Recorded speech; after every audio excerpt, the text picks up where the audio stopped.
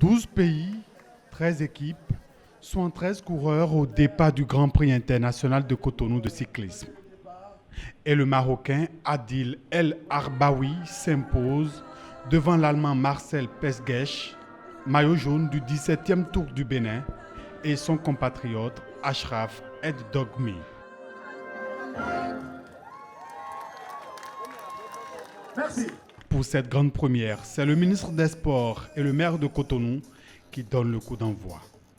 104 km en 12 tours pour les cyclistes du carrefour Super U à la station JNP sur la route des pêches.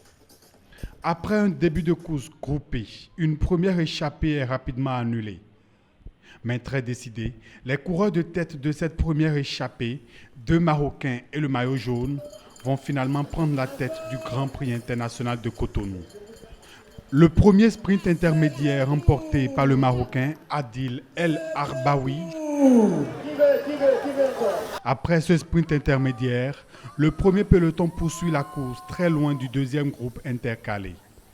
Malgré la pression d'un autre Marocain et surtout du maillot jaune, Adil El Arbaoui ne cède pas et s'impose en 2h28 minutes 12 secondes.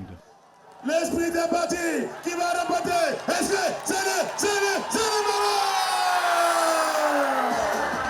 La course n'est pas difficile. Elle est beaucoup.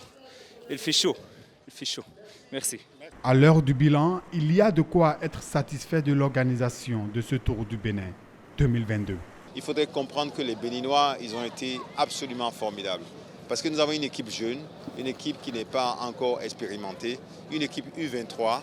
Et cette équipe U23, avec les quelques élites, se sont battus comme des grands. Ils ont roulé à 44 de moyenne. C'est vraiment incroyable. Pour les écureuils cyclistes, il faudrait encore s'entraîner dur pour arriver à remporter une étape sur le Tour. Et ceci peut se réaliser en 2023.